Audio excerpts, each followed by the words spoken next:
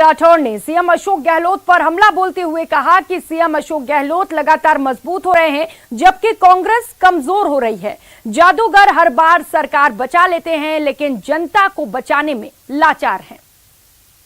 आपने तो जो गहलोत साहब के जो जादू है वो तो सारा खींच लिया उनसे, हमारे ऊपर ये सारी जिम्मेदारी डालकर। मैंने अभी थोड़ी देर पहले कहा कि ये जब तोड़फोड़, राजनीतिक तोड़फोड़ की बात आती है तो बहुत शातिरता दिखाते हैं। इनकी सरकार टूट ही नहीं रही, ये खुद मजबूत होते जा रहे हैं। कांग्रेस कमजोर होती जा रही है, ये खुद मजबूत होते जा रहे हैं। लेकिन राजस्थान का क्या हो रहा है, हमें बिल्कुल मतलब नहीं है कि कांग्रेस का क्या हो रहा है या गहलोत साहब का क्या हो रहा है या किसी और व्यक्ति का क्या हो रहा है। हमें चिंता राजस्थान की है। अब ये तोड़ फोड़ करके, शातिरता दिखाकर सरकार तो बचा लेते हैं, लेकिन जब जनता को बचाने की जरूरत होती है तो लाचार हो जाते हैं। लाचार मुख्यमंत्री या लाचार सरकार राजस्थान को नहीं चाहिए। राजस्थान एक मजबूत प्रदेश है, यहां के लोग मजबूत हैं, हमें कोई लाचार सरकार नहीं चाहिए। और अब बात बड़ी प्रशासनिक सर्जरी की। दिवाली के बाद राज्य सरकार ने बड़ा प्रशासनिक फेरबदल किया है। राज्य सरकार ने आज 30 आईएएस अधिकारियों के तबादले किए हैं। इसके अलावा 6 आईएएस अधिकारियों को अतिरिक्त कार्यभार सौंपा गया है। इस लिस्ट में 3 जिलों के कलेक्टर भी बदले गए हैं।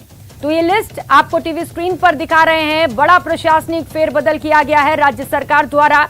दिवाली के तुरंत बाद ये फेरबदल किया गया है और ये ग्राफिक्स के माध्यम से वो नाम आपको दिखा रहे हैं जिन जिन अधिकारियों के तबादले किए गए हैं। तो 30 आईएएस अधिकारियों के तबादले किए गए हैं। 6 आईएएस अधिकारियों को अतिरिक्त कार्यभार भी सौंपा गया है।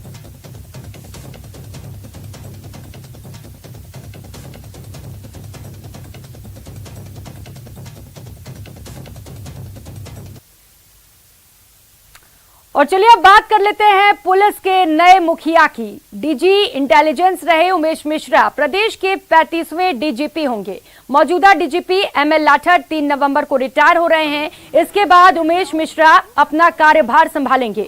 1989 बैच के आईपीएस अधिकारी उमेश मिश्रा को विशिष्ट सेवाओं के लिए राष्ट्रपति पुलिस पदक भी मिल चुका है।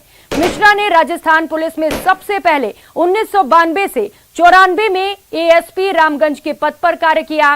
इसके बाद वे चूरू, भरतपुर, पाली, कोटा सिटी में जिला पुलिस अधीक्षक यानी कि एसपी के तौर पर भी काम कर चुके हैं। तो वहीं 1999 से 2005 तक दिल्ली में केंद्रीय खुफिया एजेंसी आईबी में असिस्टेंट डायरेक्टर का चार्ज भी संभाल चुके हैं।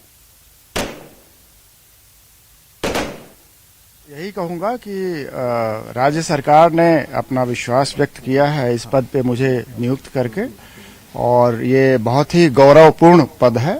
और अभी तो विशेष बातें अपन ज्वाइन करने के बाद ही कर पाएंगे, लेकिन आज के दिन की शुरुआत मैंने दर्शन से किया, गोविंद देव जी के दर्शन से, और अपन डिटेल बात करेंगे 3 तारीख को। सर, बहुत अहम पद होता है डीजीपी का, और आज इसके ऊपर आपको राजस्थान सरकार ने विश्वास जताया, आपके ऊपर मोहर भी लगा दी है, और बहुत लोगों को उम्मीदें भी हैं आपसे, काफी कुछ, खास तौर पर कार्मिकों को।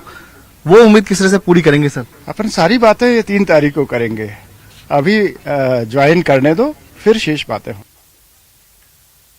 और चलिए अब आपको ये बता देते हैं कि अन्नदाता किस बात को लेकर आक्रोश में है, और बात करते हैं किसानों के प्रदर्शन की। फसल बीमा के 27 करोड़ रुपए का भुगतान कराने की मांग को लेकर लूणी क्षेत्र के किसानों ने आज कलेक्ट्रेट के बाहर जोरदार प्रदर्शन किया और धरना दिया।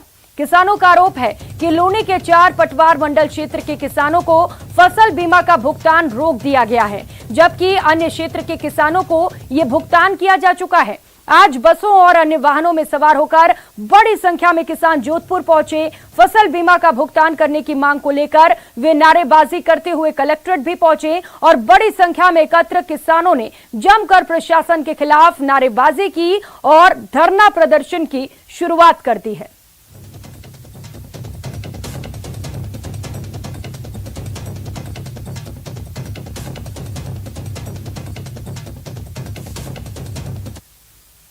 पिछले जो वर्ष 2021 का फसल बीमे को क्लेम को लेकर के लूणी तहसील के अंदर जो 4 पटवार सर्कल पीछे रह गए थे, जिसकी प्रशासन की गलती के कारण से किसानों का करीब 27 करोड़ रुपए रुक गया, बीमा कंपनी ने रोक दिया है। उसको लेकर के हमने लूनी एसडीएम कार्यालय, पहले जिला स्तर पे या मुख्यालय पे, सभी जगह पे बार बार प्रशासन से कहा कि भाई हमारा क्लेम दिलाओ, हमने प्रीमियम भरा है, लेकिन आज तक कोई कार्रवाई नहीं हुई। इसलिए इन किसानों के अंदर रोष है और जब तक हमारे को सही आश्वासन नहीं